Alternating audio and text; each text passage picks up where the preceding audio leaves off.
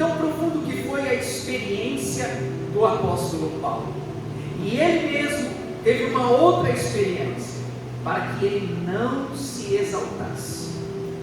Deus permitiu um espinho na vida dele, um mensageiro de Satanás, para que ele não se gloriasse em nada. E então Paulo, ele fez um pedido por 3 vezes: Senhor, tira isso de mim. Mas Deus disse assim: Paulo, eu não vou tirar.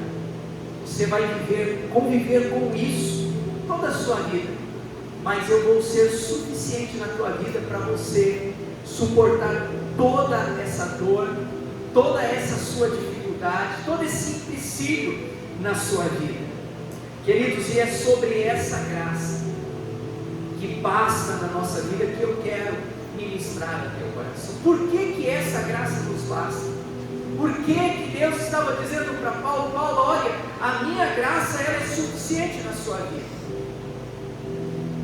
E nós vamos falar aqui 6 motivos porque a graça de Deus ela é suficiente e ela basta para as nossas vidas.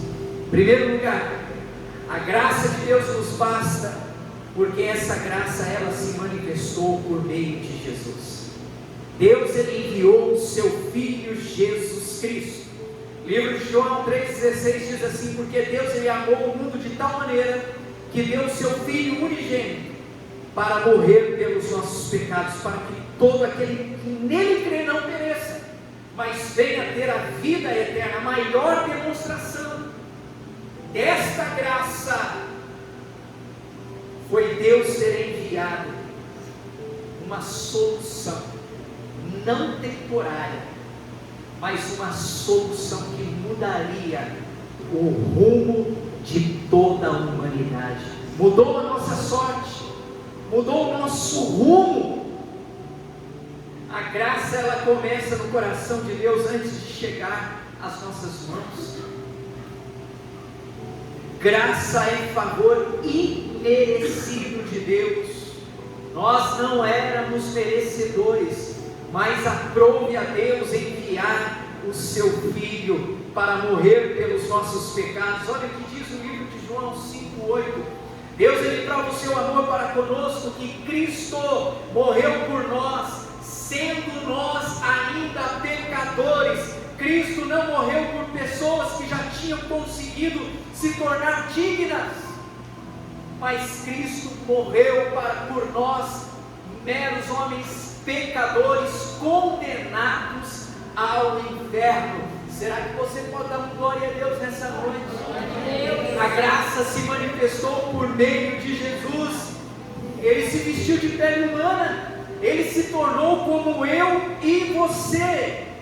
Olha que interessante, quando pensamos que Deus precisa nos dar mais alguma coisa para provar que nos ama, precisamos olhar para a cruz. Quantas vezes nós dizemos: Deus, eu acho que o Senhor não me ama, eu acho que o Senhor se esqueceu de mim, essa promessa não se cumpre, Senhor, essa prova, essa dor. Paulo estava atravessando isso, ele pediu para Deus, e Deus disse: Paulo, a minha graça te basta, eu enviei o meu Filho por você. Deus estava declaradamente dizendo para Paulo: Paulo, olhe para a cruz vazia. Está difícil a tua caminhada? Olhe para a cruz.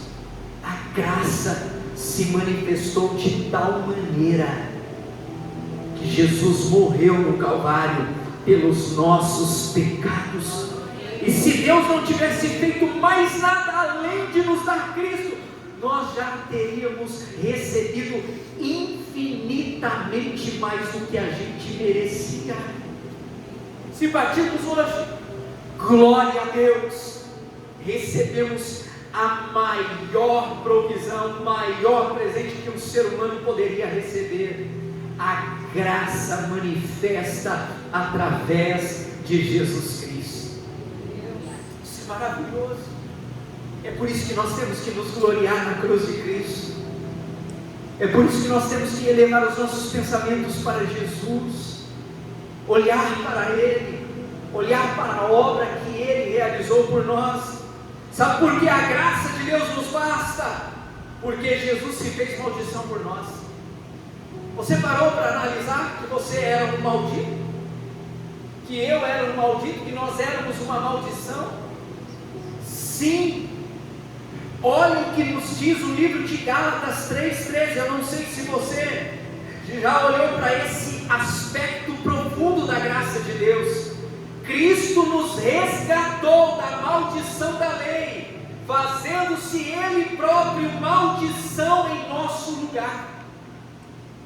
Isso é muito profundo. Jesus não apenas sofreu, Ele se fez maldição.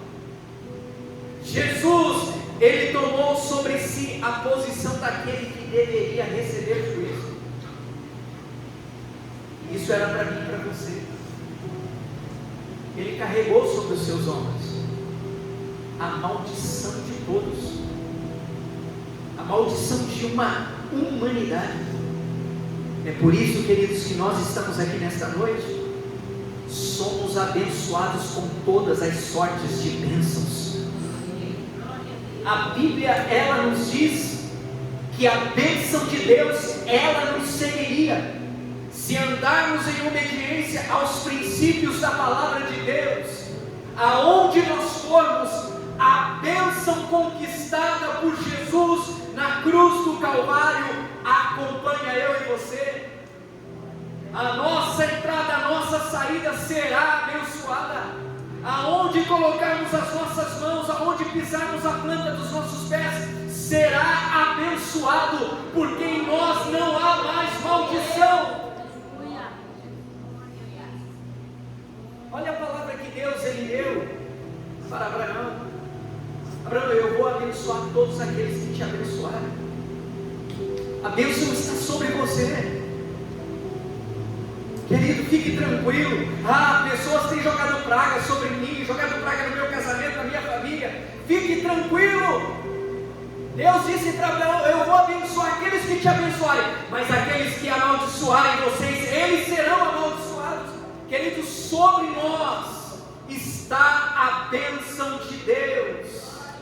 Carregamos esse legado por causa de Jesus. A lei estabelecia uma maldição para aquele que permanecesse debaixo da condenação do pecado. É por isso que nós carregávamos uma maldição, porque nós estávamos debaixo da condenação do pecado. Jesus, sendo inocente, tomou o nosso lugar. Pense na profundidade disso. Merecíamos condenação, Ele recebeu condenação. Nós éramos culpados e Ele era inocente. Nós deveríamos pagar, mas Ele pagou. Nós estávamos debaixo da maldição e Ele se fez maldição por nós. Dê um brado de vitória aí nessa noite, no nome de Jesus. Oh, aleluia! Oh, louvado seja o nome de Jesus. É por isso que o livro de Isaías, queridos, capítulo número 53, é lindo. Você sabe de cor e salteado. Ele foi ferido pelas nossas transgressões. O castigo que nos traz a paz estava sobre Ele, e pelas suas pisaduras nós fomos sarados. Aleluia! Deus é maravilhoso. O livro de 2 Coríntios 5:21 diz assim: que aquele que não conheceu o pecado o fez pecado por nós, para que nele fôssemos feitos justiças de Deus. Portanto, quando Deus ele diz: a minha graça te basta, é como se Ele estivesse dizendo: você não precisa carregar mais aquilo que eu já carreguei por você. Ele já carregou o peso, Ele já carregou o fardo. Mateus 11:28: vinde a mim todos os que estáis cansados e sobrecarregados, tomai sobre vós o meu jugo e aprendei de mim, que sou manso e humilde de coração, e encontrarei descanso para as vossas almas que estão cansadas. Ele tira o peso da maldição e Ele coloca o jugo dele que é leve. Aleluia. Sabe, o terceiro motivo porque a graça de Deus nos basta, porque Ele perdoou todos os nossos pecados. Todos. Olha o que a palavra de Deus, ela nos diz no livro de Efésios 1:7, em quem temos a redenção pelo seu sangue, a remissão dos pecados segundo as riquezas da sua graça.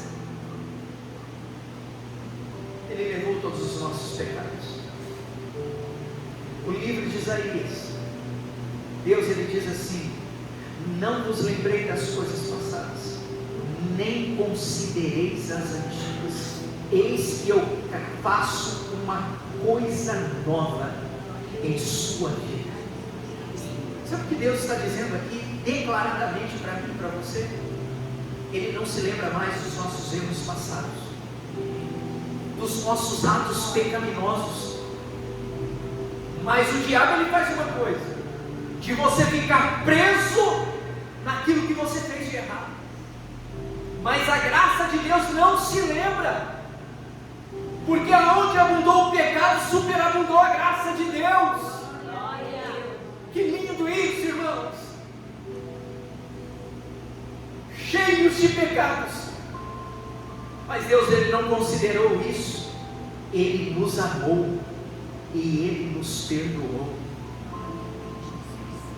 Não há mais condenação para mim e para você dos nossos pecados. Hoje, orando por um jovem, para mim é jovem, 50 anos de idade, estava orando por ele e ele não parava de chorar. E eu disse para ele: o passado de fé, Deus ele não se lembra mais. Ele quer escrever uma nova história na tua vida. Tem muita coisa para acontecer na tua vida, querido. Não fique preso ao passado. Deus nos deu uma nova oportunidade, uma nova vida. Portanto, se alguém está em Cristo, nova criatura é. Eis que as coisas velhas já se passaram, eis que tudo se fez novo. Observe a expressão aqui nesse versículo de Efésios 1:7. As riquezas da sua graça. O perdão não é resultado da pobreza da graça, mas é riqueza, perdão dos nossos pecados. Deus não apenas diminuiu a nossa culpa, Ele nos concedeu redenção. Já viu um prisioneiro? Ele trabalhou lá na prisão, caiu a sua pena de 10 para 7 anos. Não foi isso que aconteceu conosco. Ele não diminuiu, Ele nos redimiu. Aleluia! O que significa ser perdoado? Significa que aquilo que poderia nos separar eternamente de Deus foi tratado na cruz.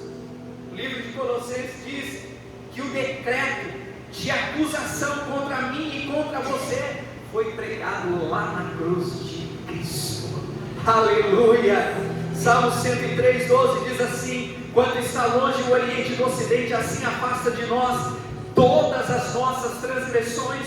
Miqueias 7:19 afirma que Deus lança nossos pecados na profundeza do mar. O que significa? Simplesmente Deus ignorou o pecado das nossas vidas. Isso é graça. O pecado foi levado a sério na cruz. O perdão pelos nossos pecados, irmãos, custou um alto preço de sangue. Por isso a graça nunca deve ser confundida com permissividade. Puxa, Deus me perdoou, não, eu posso viver. Não, nós temos que olhar para a cruz, dizer: Deus, o que o Senhor fez por mim, aquilo que eu cometi eu não vou cometer mais. Nas mesmas falhas não, nos mesmos erros não. A graça não diz que o pecado não importa, a graça diz que Cristo pagou o preço pelo pecado. E se o preço foi alto, nós devemos considerar em grande estima. Precisamos valorizar. Não vou pecar outra vez, porque o preço foi pago por mim. Alguém me amou. A graça me alcançou. Eu não peco, porque eu reconheço a obra de Jesus. Quem compreende o preço do perdão passa a odiar aquilo que feriu o coração de Deus. Precisamos passar a odiar o pecado, as coisas que desagradam a Deus. São palavras do próprio Jesus, que aquele que o ama iria obedecer os seus mandamentos. Quarto, sabe por que a graça de Deus nos basta? Porque Deus nos concedeu o Espírito Santo.